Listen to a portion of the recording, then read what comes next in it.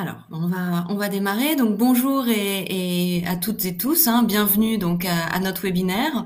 Alors, on vous remercie d'être présents avec nous ce soir. C'est toujours un grand plaisir pour nous de réaliser ces webinaires. Donc, un merci à l'UFE de nous inviter une nouvelle fois. Donc, moi, je me présente, je suis Marion Fougeret et donc je suis accompagnée de ma collègue. Bien, bonsoir, Léa Callan. Donc, nous sommes toutes deux salariées au sein du groupe Résid Études, conseillère clientèle Expat Invest, à destination de nos clients non résidents. Donc, on espère déjà que vous allez bien, même en cette période encore un peu particulière, et que vous et vos proches allez bien. On espère aussi que la situation est bonne, notamment dans vos pays d'expatriation. Alors, vous êtes toujours aussi nombreuses à vous inscrire, donc on remercie nos habitués pour votre confiance et bienvenue aussi aux nouveaux participants. Comme d'habitude, donc le chat est ouvert à vos questions, donc n'hésitez pas à participer tout au long de la présentation. N'hésitez pas aussi à vous présenter, à nous dire un peu où vous vous trouvez. Alors on essaiera de répondre durant la présentation aux questions, et sinon on se laissera le temps à la fin pour un temps de questions-réponses. Donc vous pouvez également nous contacter par mail, donc sur l'adresse présente ici, donc expat-invest@resid-etudes avec un s.fr, ou par téléphone ou encore directement sur notre site internet. La vidéo, elle vous sera envoyée dès demain aux participants et aux inscrits, et vous pouvez aussi les retrouver sur notre site. Et donc maintenant, place au webinaire. Alors, nous allons justement prendre le temps pendant cette présentation tant attendue de répondre à la problématique que beaucoup d'expatriés se posent, qui est comment réussir son investissement immobilier depuis l'étranger. Pour faire simple, un investissement immobilier locatif, c'est acheter un appartement, trouver le gestionnaire qui va gérer votre bien à distance et trouver un locataire, également faire le suivi. Alors, il n'est pas évident, lorsqu'on n'est pas sur place, de se lancer dans un projet immobilier. Nous allons vous expliquer les 6 points clés pour réussir son investissement en France. Donc, avant de se lancer, il est important de bien connaître le marché immobilier. Et dans une seconde partie, nous allons voir le choix de la localisation qui est essentiel, la qualité de la construction qui est également un point sur lequel il faut être averti, l'importance de la gestion locative que nous verrons également. Alors, on n'en parle pas assez en général, mais un point capital, c'est la fiscalité. Nous vous expliquerons ce que le LMNP peut vous offrir en termes de fiscalité. Par ailleurs, donc pour juger si une opération est intéressante ou non, il est nécessaire de calculer la rentabilité. Donc, nous vous expliquerons comment la calculer et nous terminerons par des exemples d'investissement. Et puis, bien d'autres sujets qui vous aideront à réaliser un investissement à distance et surtout en toute sérénité. Donc pour démarrer, évidemment, sur cette réponse à la question, comment faire pour investir, pour réussir son investissement depuis l'étranger? Pour commencer, comme le disait Léa, pour réussir un investissement immobilier locatif, le principal élément va être de trouver des locataires. Et donc pour trouver ces locataires qui vont vous permettre de vivre sereinement votre projet, il va falloir s'intéresser au marché de l'immobilier locatif. C'est-à-dire bien connaître la situation du marché, la situation de l'offre, de la demande, etc. Quand on s'intéresse donc à cette demande locative, qui est un élément essentiel, on va s'intéresser aux besoins notamment qu'il y a dans notre société. Donc, prendre en compte ces besoins, l'évolution de ces besoins va permettre de répondre à une demande et donc s'assurer la pérennité de son investissement.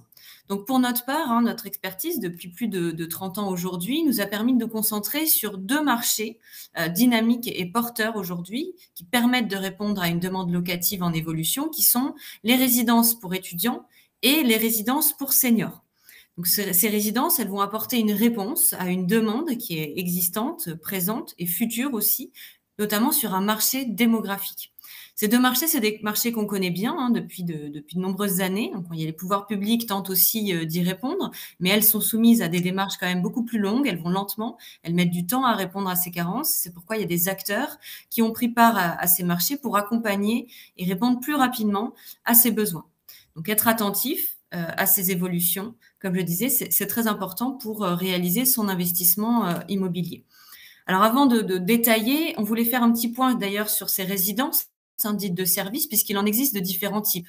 Il y a des résidences étudiantes, donc il y a les résidences seniors non médicalisées, il y a les EHPAD aussi, il y a aussi les résidences de tourisme, d'affaires, de loisirs et d'hôtellerie.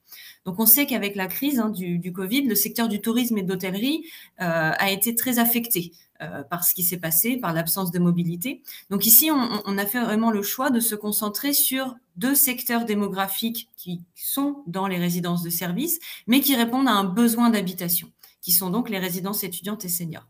Donc tout d'abord, pourquoi les résidences étudiantes ?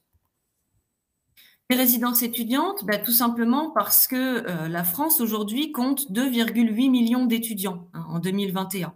Donc les étudiants qui souhaitent étudier en France ont de nombreuses difficultés pour trouver un logement puisque on constate que le nombre de résidences étudiantes est insuffisant dans beaucoup de villes françaises. En 2021, sur 1,6 million d'étudiants inscrits à l'université, il y en a plus d'1 sur 5 qui n'avaient pas accès à un logement stable. On compte aujourd'hui 146 000 logements pour 960 000 étudiants en recherche de logement, puisque c'est plus de 60% des étudiants qui quittent aussi le domicile familial. Donc c'est face à ce manque de logement adapté que les résidences étudiantes vont pouvoir offrir des conditions aussi de réussite à ces nouvelles générations. Les résidences que l'on propose, ce sont des résidences qui profitent d'emplacements premium, on reviendra là-dessus, mais ce sont aussi des appartements qui sont meublés, qui sont équipés, donc qui offrent aussi une surface d'habitation plus importante que les standards habituels et qui sont aussi beaucoup plus fonctionnels. Ce qui permet de garantir l'accès à un logement décent et de qualité. Au sein de la résidence, on trouve aussi des services qui sont en adéquation avec les besoins des étudiants, notamment avec un service d'accueil, de petit déjeuner, linge de ménage, de salle de sport, de laverie, etc. Et il y a également un certain nombre d'espaces communs qui vont être adaptés donc aux nouveaux besoins, notamment de connectivité, de coworking, et tout ça pour permettre d'échanger, partager, de pouvoir aussi s'accompagner durant ce temps d'études. Donc aujourd'hui, on a un peu plus de 120 résidences étudiantes à travers toute la France, notamment sous le nom Les Estudines et Stud City. Et donc, le deuxième marché porteur et démographique concerne les résidences seniors non médicalisées. Donc, ce sont des logements d'habitation qui s'adressent à des personnes autonomes, valides et semi-valides de plus de 60 ans, qui ne souhaitent plus avoir de contraintes liées à l'habitation classique, ou encore pour éviter la rupture et l'isolement social. Alors, ça leur permet d'être à la fois dans leur domicile, de profiter des espaces de vie communs, et surtout d'être entourés. Ils sont libres d'y accueillir des proches ou même des animaux de compagnie. Alors pourquoi la résidence senior ? Tout simplement parce que la population vieillit et on manque de logements adaptés. Donc les seniors sont toujours plus nombreux et vivent plus longtemps et surtout en meilleure santé. Alors c'est pourquoi les résidences pour seniors sont devenues aujourd'hui une urgence démographique. Donc notre engagement depuis 2007 avec nos résidences seniors, connues sous les marques Girandière et Palazzo, c'est de permettre aux seniors autonomes de se sentir véritablement chez eux et surtout d'éviter, comme je vous le disais, l'isolement social dans un environnement qui est sécurisé et adapté à leurs besoins. Donc on propose des appartements meublés et personnalisables, du studio aux 3 pièces, des services d'aide à la personne. Ce sont également des résidences sécurisées, 7 jours sur 7, 24 heures sur 24, et enfin avec des équipes qualifiées et attentives. Alors nous avons au total plus de 70 résidences seniors en France et nous lançons une dizaine de programmes par an. Alors on parle bien ici de logements d'habitation, de résidence principale, que ce soit en résidence étudiante ou en résidence senior. Parce qu'ici, ils peuvent même percevoir des aides au logement. Donc, il s'agit de 2 marchés porteurs où il y a un manque important donc, de logements. Profitez-en, dites-nous un petit peu sur le chat, justement, si vous connaissiez ces résidences. Si vous avez des questions en particulier, n'hésitez pas à nous les poser. On tâchera d'y répondre, soit au fur et à mesure, soit à la fin, peut-être de la présentation, ce sera peut-être plus simple. Donc, on vient de voir l'importance de connaître les besoins, notamment sur les marchés démographiques. Et donc, le deuxième point, évidemment central sur un projet d'investissement, c'est bien entendu la qualité de l'emplacement, hein, la localisation de l'appartement dans un environnement. On parle de toute façon ici d'immobilier, donc l'emplacement, c'est vraiment le point central. C'est aussi du coup un élément central de notre activité, hein, puisque chez Résidétudes, on a plusieurs casquettes. On est à la fois promoteur et gestionnaire exploitant. Donc, notre cœur de métier, c'est la gestion et l'exploitation des résidences. On va y revenir par après. Mais ici, c'est notre métier de promoteur qui va être donc au service de la gestion. Et c'est ce qui va permettre la réussite aussi de cet investissement de A à Z. Nos exigences en matière de promotion, elles se font sur deux axes principaux, qui sont l'implantation pour pérenniser l'exploitation et la qualité de la construction, hein, sur lequel va revenir Léa par après. Donc ici, la qualité de l'emplacement, ça va évidemment passer par des études de marché qui vont être très approfondies, rigoureuses, pour justement déterminer les emplacements de nos résidences. Tout d'abord, il faut savoir que pour ce type de logement, un résidétude va être sollicité par les municipalités, les communes, etc., qui vont souhaiter combler justement ce manque de logement, principalement donc sur ces deux secteurs. Pour vous donner une idée, c'est un peu plus de 800 dossiers qui sont envoyés par année environ. Une première sélection qui est faite sur à peu près 400, et puis c'est au final 15 résidences qui vont être réalisées chaque année. Donc, c'est vous dire le choix drastique et le niveau aussi d'exigence auquel on souhaite répondre. Donc, pour réaliser cette sélection, on va étudier un grand nombre d'éléments et donc réaliser ces études de marché. Donc, pour vous donner une idée un petit peu plus précise, on a extrait quelques slides d'une étude de marché. Donc là, en l'occurrence, il s'agit d'une résidence à Chelles, donc dans le 77, hein, ça se trouve entre Paris, Marne-la-Vallée et Roissy. Donc, on voit là que c'est une ville dynamique, qui est bien située, qui est proche des transports. Il y a le RER, le Transilien. Il y a aussi la future ligne de métro 16. C'est aussi une ville verte qui offre un cadre de vie agréable, verdoyant. On voit ici le nombre de kilomètres de pistes cyclables, les espaces verts ou encore les activités culturelles et de loisirs qui sont dans cette région. Donc ici, on va avoir dans un premier temps la tendance démographique, par exemple. Hein. On parle ici de résidences seniors, donc la segmentation des marchés, notamment par tranche d'âge. On voit aussi sur la carte. On va avoir l'analyse du marché locatif avec la répartition des ménages de plus de 75 ans, croisée aussi avec le niveau de revenu. Hein, c'est ce qui va d'ailleurs nous permettre de définir les typologies aussi des biens que l'on va offrir.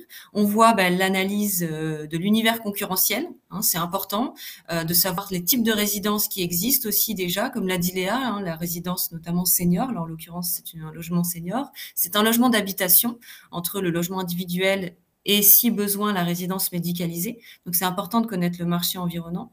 On voit aussi la synthèse et le positionnement, hein, par exemple, avec l'offre actuelle, avec la résidence à venir. Donc, il y a beaucoup d'éléments et encore d'autres qui sont pris en compte et c'est ce qui permet de définir aussi le nombre d'appartements. Là, c'est à peu près 95 appartements, majoritairement des T2 et des T3. Donc, il y a aussi des éléments, par exemple, qu'on ne voit pas dans les slides, mais qui sont importants. Par exemple, la perception d'un quartier par les locaux. Hein, on s'adresse à des seniors, donc c'est aussi important de connaître l'historique de la ville et la manière dont les quartiers sont perçus. C'est pas uniquement une question de chiffres non plus. Donc, à travers cet exemple, l'idée, c'était de bien comprendre que c'est la demande locative et le besoin démographique couplé à la pertinence de l'emplacement qui permet la réalisation des résidences pour s'assurer justement la pérennité des investissements. Eh bien, merci Marion. Alors, une fois l'emplacement sélectionné, nous allons veiller à la construction lorsqu'on achète dans le neuf. Quand vous achetez un appartement, que vous décidez de le gérer par le biais d'une agence ou même en direct, il est important de garder un œil attentif à la qualité de la construction. C'est vrai que c'est difficile quand on n'est pas sur place, puisque beaucoup de constructeurs, pour baisser les coûts, utilisent des matériaux parfois bas de gamme, puisqu'il n'y a pas forcément de SAV ou même de suivi, surtout sur du long terme. Donc, l'intérêt du promoteur, c'est de réaliser un maximum de marge sur le coût de la construction, puisque là, le promoteur, lui, réalise son chiffre d'affaires essentiellement sur la vente des appartements. À la différence d'un gestionnaire, qui lui sera surtout regardant sur la construction, puisque sa priorité, c'est l'utilisation de matériaux de qualité, puisque ce qui va le préoccuper, c'est l'exploitation. Le plus gros ici de son chiffre d'affaires se trouve dans la gestion et non dans la vente des appartements. Donc le plus gros risque ne revient pas au propriétaire, mais au gestionnaire, puisque c'est lui qui se charge de payer les travaux en cas de besoin. Donc c'est dans son intérêt que la résidence soit construite et livrée en respectant les dernières normes de construction. D'ailleurs, en investissant dans le neuf chez nous, les banques sont garantes de tous nos programmes. Ainsi, vous avez la garantie que la construction aboutira. Vous pourrez également suivre l'état de construction par le biais d'un mini-site de suivi de chantier. On apporte de notre côté une attention particulière à l'impact environnemental du secteur immobilier. Afin d'assurer surtout la bonne performance environnementale de nos constructions, on fait certifier toutes nos résidences. D'ailleurs, en 2020, plusieurs résidences ont obtenu des labels, notamment le label HS2, qui évalue le bien-être des résidents par la qualité des équipements, des logements, des services, de la sécurité et de l'environnement de la résidence. Ou encore le label Visea, Vie Senior et Habitat, qui permet de faire la distinction entre les résidences services seniors et les autres types de résidences. Ou encore le label NF1, qui est délivré par l'AFNOR, qui garantit l'existence et le respect de principes éthiques et d'un système de qualité dédié, surtout pour les services aux personnes à domicile. Les résidences étudiantes répondent également aux mêmes exigences et normes de qualité de construction. Puisque là, on propose des appartements en résidence étudiante avec un standard élevé, puisque les studios qu'on propose font à peu près 18 mètres carrés, en tout cas minimum. Donc bien plus que des chambres étudiantes de 9 ou 10 mètres carrés qu'on peut éventuellement proposer dans du classique. Avec surtout des espaces dédiés. En tout cas, chez nous, on propose des espaces dédiés au bien-être de l'étudiant. Donc, pour protéger son patrimoine et faciliter la gestion et la location de votre bien immobilier sur du moyen ou long terme, il est vraiment important de veiller à ce que le constructeur réponde à toutes les exigences et surtout normes du marché. N'hésitez pas, dans le chat, je vois qu'on a quelques questions, de nous apporter vos différentes expériences sur la construction, notamment de vos investissements, si vous en avez déjà.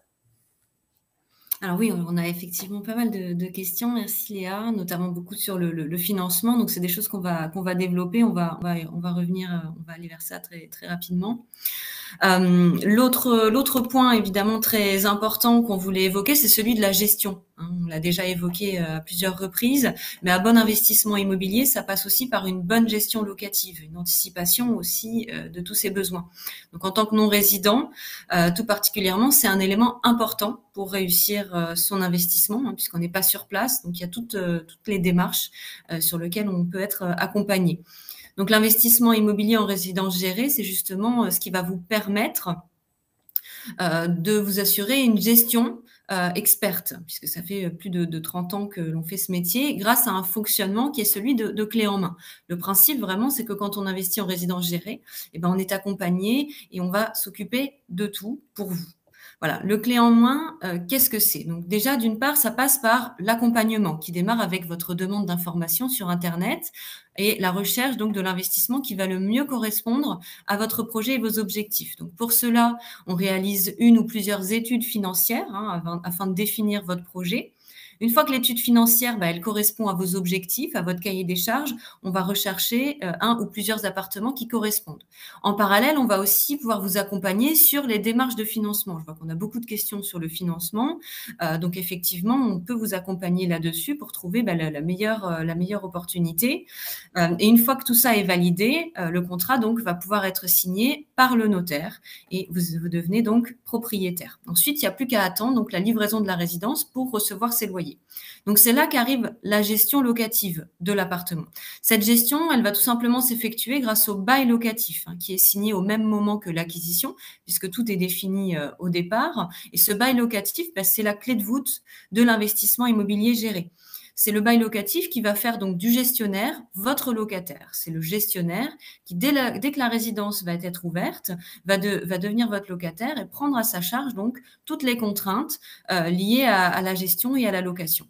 Donc ce bail locatif, c'est ce qui va vous permettre d'avoir une vision claire et précise de l'investissement. Donc de percevoir des revenus réguliers, 365 jours par an, ces loyers qui vont être indexés chaque année au taux de l'IRL.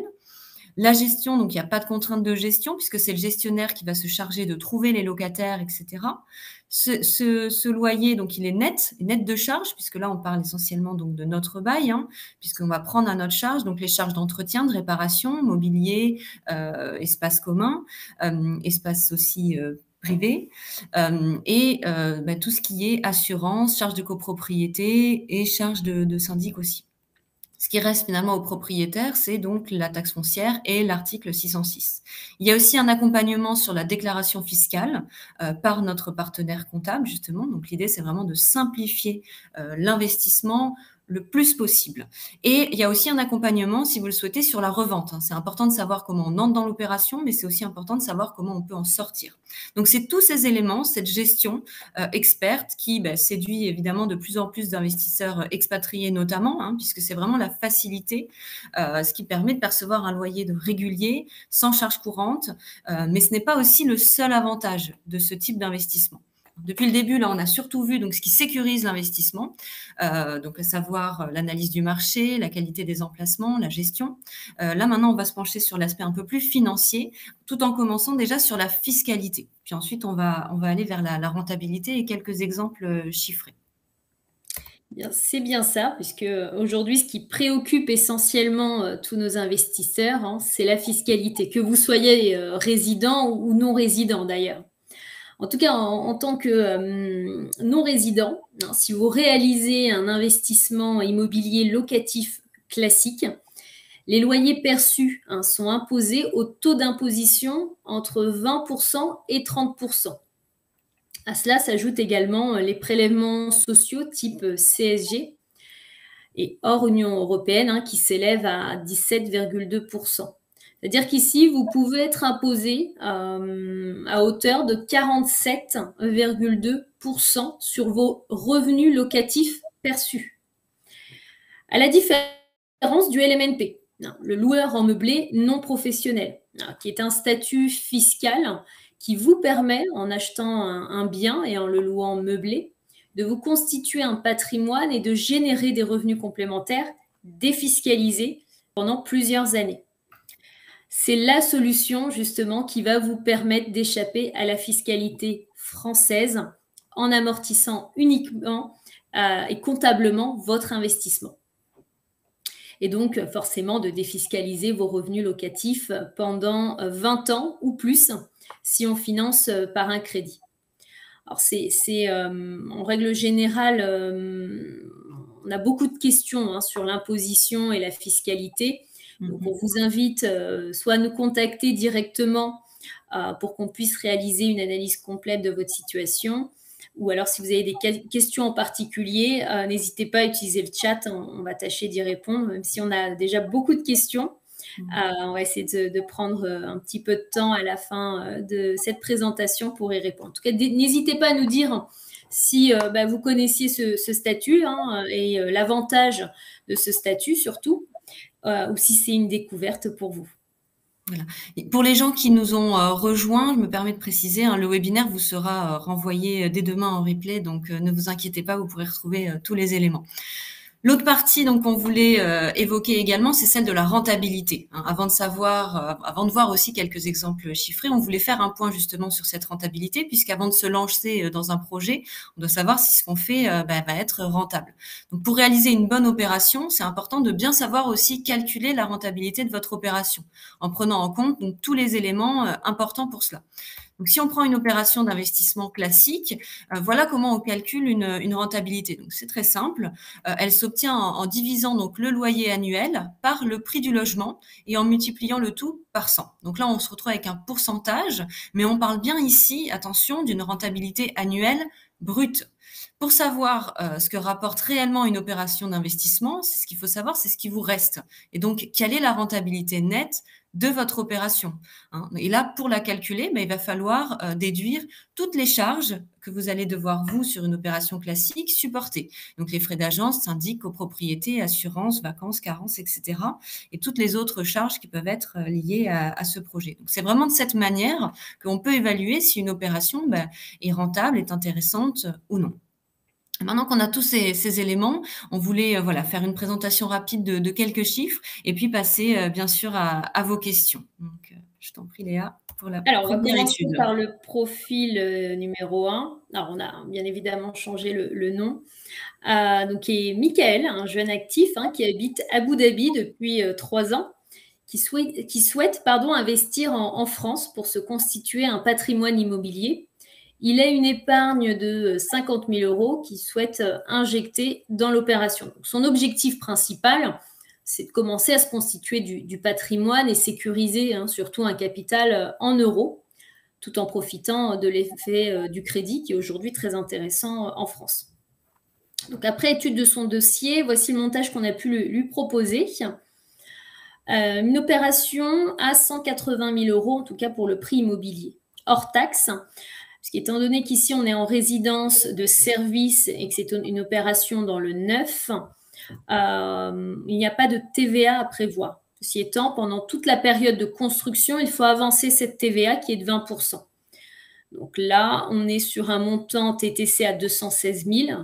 Le gestionnaire, donc là, le gros avantage, c'est que c'est Rési d'études qui va avancer cette TVA, 36 000 €. Et donc, le financement se fera uniquement donc, sur le bien immobilier hors taxe de 180 000 €, auquel on ajoute le mobilier. Alors là, cette fois-ci, TTC, puisque c'est à vous d'avancer cette TVA. Donc, 7 800 €, dont 1 300 € de TVA qui sera remboursé après la livraison. On y ajoute également les frais d'acquisition, donc frais de notaire, frais de comptabilité, sachant que les frais de comptabilité sont facultatifs. Et donc là, nous sommes à 7 000 € ajoutés, ce qui nous donne un total à financer à 194 800 €. Michael a demandé à ce qu'on l'accompagne sur la partie financement. Donc déjà, ça va répondre à beaucoup de questions dans le chat, puisque dans l'idée, on va pouvoir vous accompagner également sur cette partie, puisqu'on travaille avec des partenaires financiers qui sont adaptés aux non-résidents. De toute façon, dans l'exemple de Michael, c'est une personne qui avait uniquement gardé une banque en ligne. Donc, la question ne se posait pas, il ne finance pas ce type d'opération. Donc la solution qu'on lui a apportée en termes de financement, c'est un nantissement de 40 000 €, c'est-à-dire qu'on va ouvrir un compte titre où on va tout simplement déposer 40 000 € sur ce compte. Et donc dans l'opération en tant que telle, on n'apportera uniquement que 10 000 € d'apport et on utilisera le levier de crédit au maximum, c'est-à-dire 184 800 €. Sur une durée de 20 ans, un taux à 1,40 et une assurance à 0,30%. Donc, ce qui nous donne en termes de remboursement mensuel 937 €, qui est bien évidemment un taux, un remboursement mensuel fixe sur 20 ans. Une taxe foncière ici que l'on a mensualisée et revalorisée à un taux à 1% par an, donc 51 €, ce qui nous donne en mensuel. Et donc, les loyers mensualisés également et revalorisés à 652 €. En termes de participation, Michael devra mettre 336 € tous les mois dans cette opération. C'est son solde financier et fiscal mensuel de l'opération. Et en termes d'avantage fiscal, ce que l'on vous expliquait tout à l'heure par rapport au LMNP, c'est que pendant 29 ans, Michael va toucher des revenus locatifs nets d'impôts et de prélèvements sociaux. Et ce, jusqu'en 2051. Alors, l'autre, on avait Un autre exemple aussi d'investissement, donc qui est un autre cas, donc celui de Patrick et Myriam. C'est un couple donc d'une cinquantaine d'années qui voulait placer une partie de leur épargne en France, puisque ils avaient jusqu'à présent des placements financiers plus classiques, type livret A ou PEL, qui aujourd'hui en termes de rendement ne sont pas très élevés, et voulaient aussi investir donc dans la pierre. Et puis l'autre chose aussi, c'était de pouvoir profiter une dernière fois avant leur retraite de l'effet de levier du crédit. Donc eux, ils vivent à Singapour, ils ont passé toute leur carrière à l'étranger, donc ils ont conscience aussi qu'ils n'auront quasiment pas de retraite. Donc, comme je disais, donc là l'objectif est double, à la fois placement d'épargne en arbitrage de type de placement type classique, type assurance vie PEL, et préparation d'un complément de revenus retraite. Donc, si on regarde au niveau de la proposition qui a été faite, donc là, on a un prix immobilier hors taxe, puisque comme a expliqué Léa, il n'y a pas la TVA, de 470 000 euros, avec le mobilier de 12 000 et les frais d'acquisition à 13 600 euros, ce qui fait un total à financer de 495 600 euros.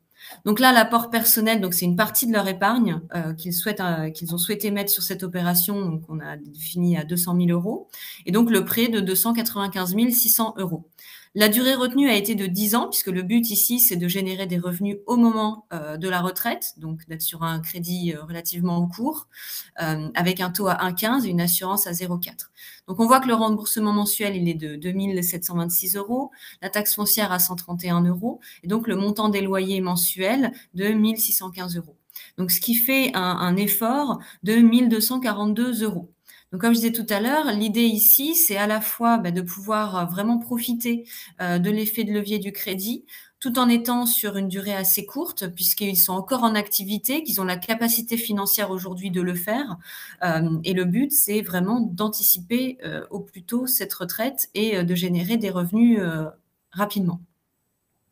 Donc, cet investissement répond à ces deux objectifs principaux. Eh bien, pour conclure sur notre webinaire, chaque projet est différent et spécifique, donc il est vraiment important de réaliser une étude personnalisée qui permettra de définir au mieux l'investissement qui vous correspond et surtout qui est adapté à votre situation. À votre tour maintenant, dites-nous quel type de situation vous correspond, quels sont vos objectifs, quel type d'investisseur vous êtes. En tout cas, on attend tous vos retours sur le chat.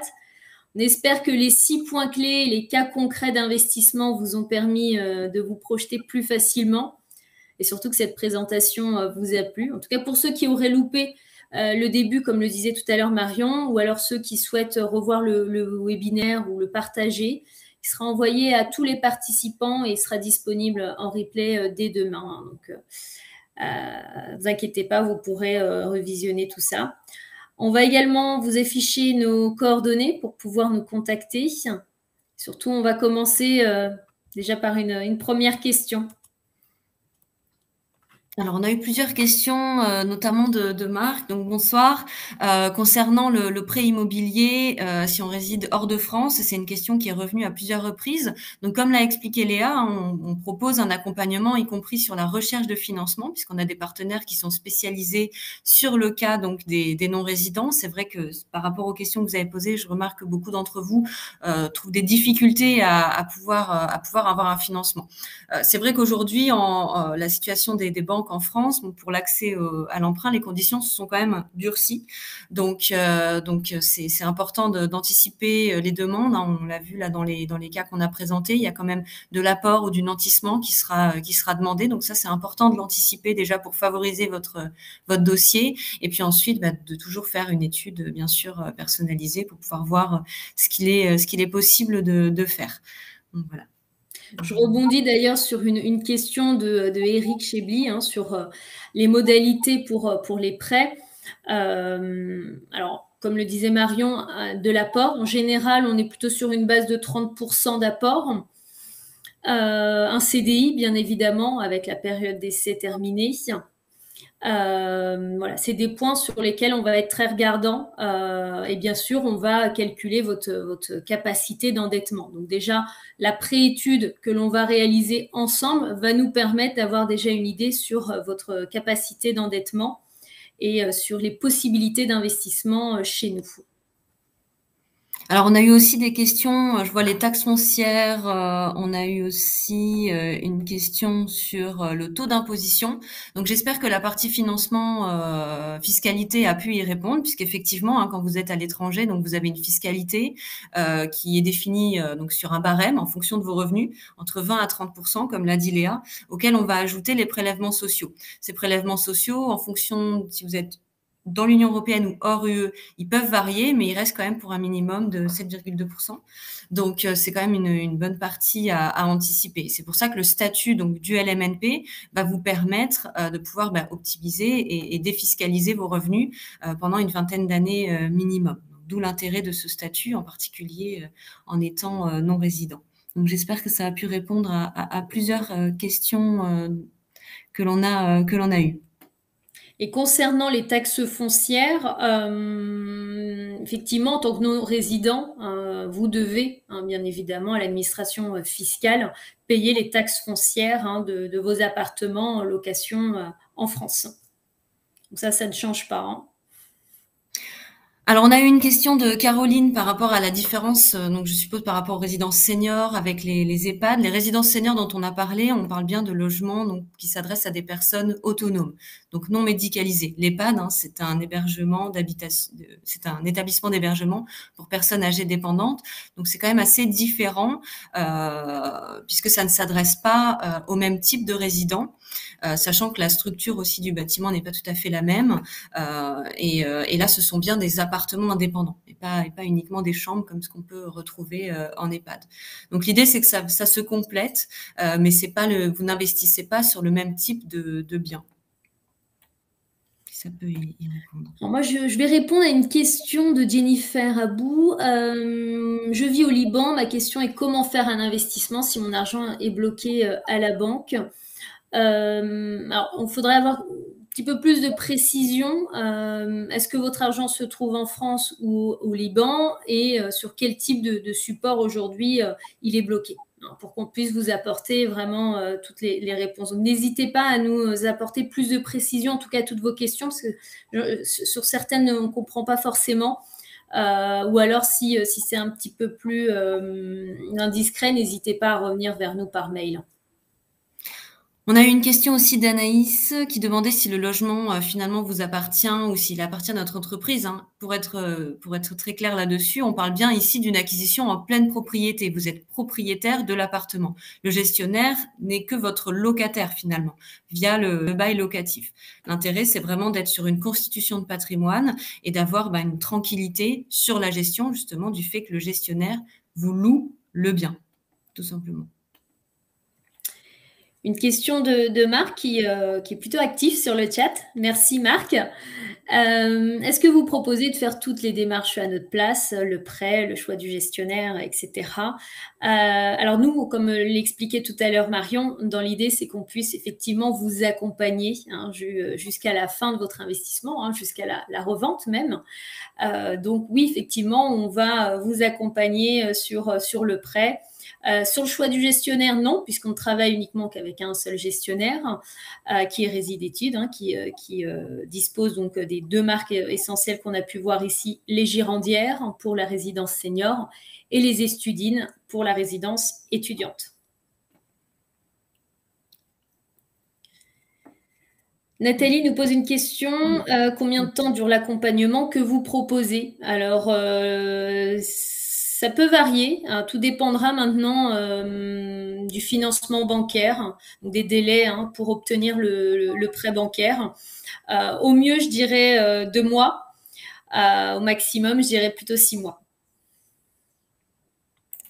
Alors, il y a une question de Jamous qui concerne donc les résidences seniors, sont des résidences services. Donc, y a-t-il des charges élevées comparées à une location normale? Donc, comme on a pu le voir justement via le bail locatif, l'intérêt ici, c'est que c'est le gestionnaire qui vous loue le bien. Et donc, c'est le gestionnaire qui prend à sa charge, du coup, toutes ces charges liées au service et à la gestion de la résidence. Donc, pour vous, en tant que propriétaire, vous percevez un revenu, mais les charges sont prises en charge justement par le gestionnaire qui vous loue l'appartement. Donc ça ne va pas venir se déduire des revenus qui vous sont versés. Les seules charges que vous avez vous à votre charge en tant que propriétaire, c'est donc la taxe foncière et l'article 606 qui concerne, dans le cadre de résidence-service, uniquement tout ce qui est toiture et ravalement. J'espère que la réponse... Alors, on a beaucoup de questions. On essaie de faire un tri, mais bon, c'est pas évident. En tout cas, on nous posait la question de la rentabilité des opérations.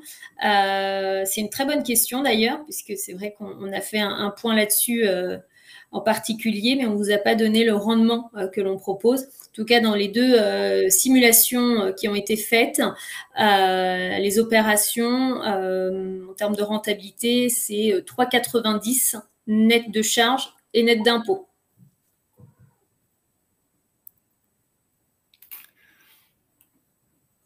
Une autre question de Bouzienne. Pourquoi l'ensemble des exemples sont via des prêts, quid du financement via des fonds propres? Bien sûr, vous pouvez aussi, bien évidemment, payer votre appartement comptant si vous avez les fonds nécessaires. Ça, il n'y a aucun souci. Aujourd'hui, on peut accéder à la propriété chez nous à partir de 90 000 euros pour un logement étudiant. Et puis ça peut monter jusqu'à 400 500 000 euros en fonction des emplacements pour aussi en général des appartements un petit peu plus grands, donc plutôt de la résidence senior en 3 pièces. Alors, pour répondre à la question de Jean, qui nous demande si ce logement dans l'exemple 1 est loué meublé. Donc, dans les exemples que l'on a donnés, les deux simulations que l'on a pu présenter, il s'agit bien ici d'appartements loués meublés, qui sont sous ce statut justement de LMNP, ce qu'a pu expliquer Léa, notamment avec l'avantage de la fiscalité. Donc il n'y a pas d'imposition sur les revenus pendant une période d'une vingtaine d'années. D'ailleurs, on l'a cité, 29 ans pour un des deux exemples. Donc voilà, j'espère que c'était bien la question.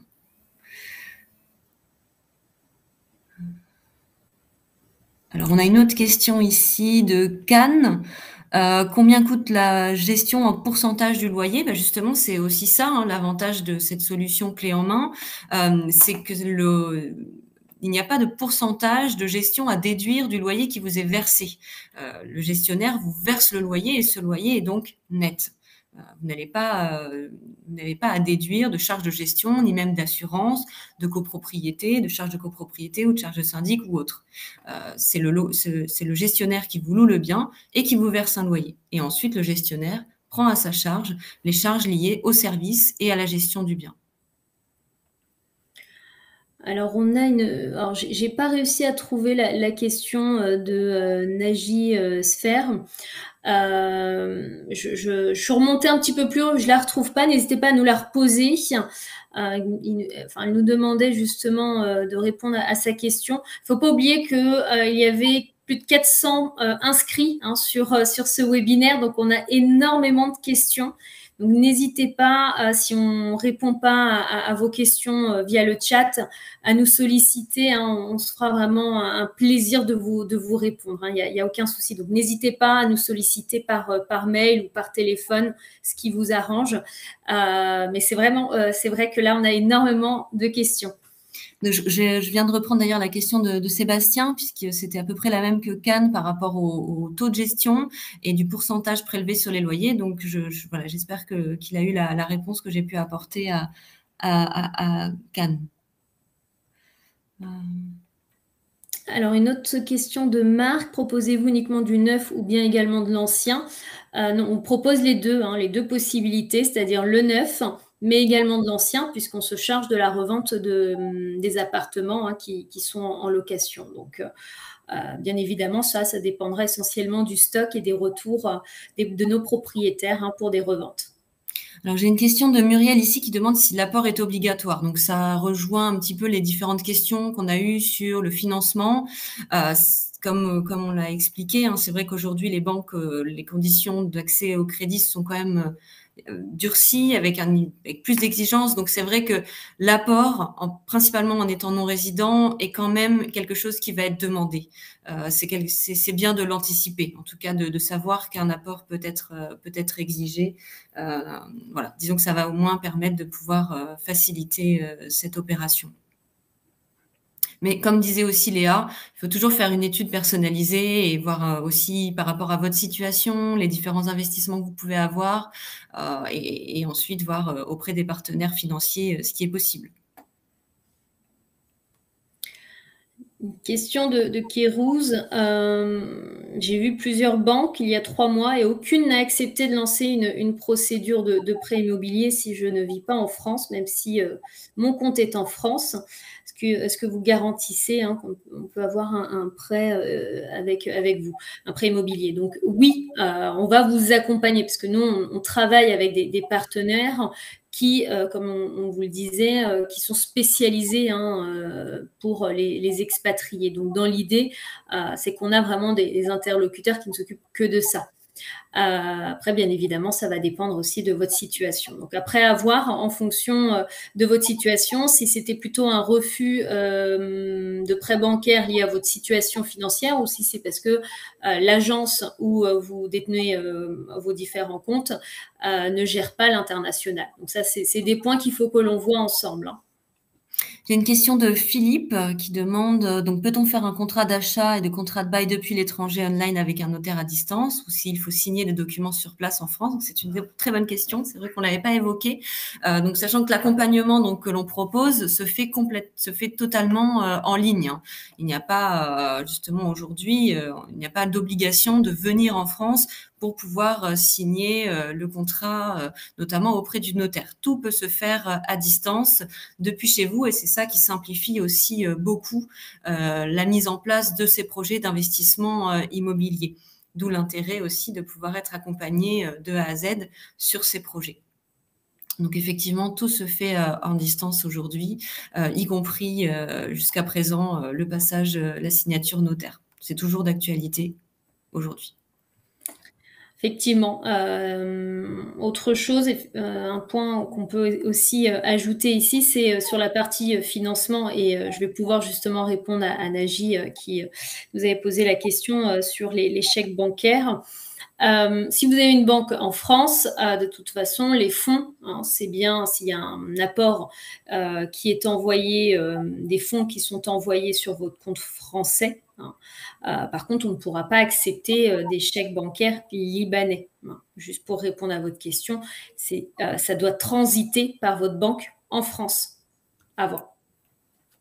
Alors la question de Nicolas qui nous demande dans quelle région se situent les biens, si vous choisissez la ville, la région, l'état de l'appartement neuf, ancien. Donc nos biens se situent sur toute la France. Hein. L'idée c'est que, comme on l'a expliqué, il y a les études de marché qui sont faites, on sélectionne des emplacements pour répondre à une demande, à un besoin. Donc nous, nos résidences se situent partout en France en fonction des demandes et des possibilités de différents projets. Bien évidemment, après l'étude financière est faite donc avec le conseiller, on propose différentes possibilités en fonction de ce qui a été défini et c'est vous qui choisissez en fonction des emplacements possibles et si vous préférez plutôt aller sur un investissement neuf ou ancien en prenant en compte donc les différents avantages de chacune de ces possibilités. On va bientôt terminer avec notre présentation. Donc, on va encore prendre peut-être une dernière question et puis on va malheureusement devoir vous laisser. Mais sachez vraiment que si on n'a pas répondu à toutes vos questions, comme je vous le disais tout à l'heure, n'hésitez surtout pas à nous solliciter. Hein. On se fera vraiment un plaisir d'y répondre. Je te laisse le choix de choisir la dernière question, Marion. Alors, on peut en faire, oui. Là, j'ai une question de Lisa qui demande si on propose uniquement la gestion locative. Donc, comme on l'a expliqué tout au long de ce webinaire, c'est pas uniquement la gestion, c'est aussi tout l'accompagnement, à la fois sur l'étude de votre projet, étudier votre cahier des charges par rapport à votre situation, qu'est-ce qui est possible, à la fois aussi sur la recherche de l'investissement par rapport aux emplacements que l'on a pu nous sélectionner, et puis ensuite sur la partie aussi financement pour pouvoir trouver la meilleure opportunité, que votre projet puisse se réaliser dans les meilleures conditions et bien évidemment ensuite la gestion locative sur laquelle également nous vous accompagnons tant que vous êtes propriétaire de votre bien. C'est ça vraiment l'avantage. Voilà. Juste une petite précision, parce qu'on a eu beaucoup aussi de questions au sujet de la gestion locative. on se charge de la gestion locative de nos résidences. Ça, c'est un point important. C'est-à-dire qu'on ne vous propose pas de vous accompagner sur le financement, par exemple, si vous avez déjà prévu d'acheter un appartement dans du classique. Malheureusement, c'est pas notre métier. Nous sommes salariés, nous restons salariés du groupe, donc du gestionnaire. Et donc, dans l'idée, c'est de pouvoir accompagner nos investisseurs et surtout nos expatriés, parce que chaque année, on en a de plus en plus. On est très content d'en avoir autant et de les accompagner, en tout cas, dans cette démarche d'investissement. Mais on ne propose pas de gestion locative.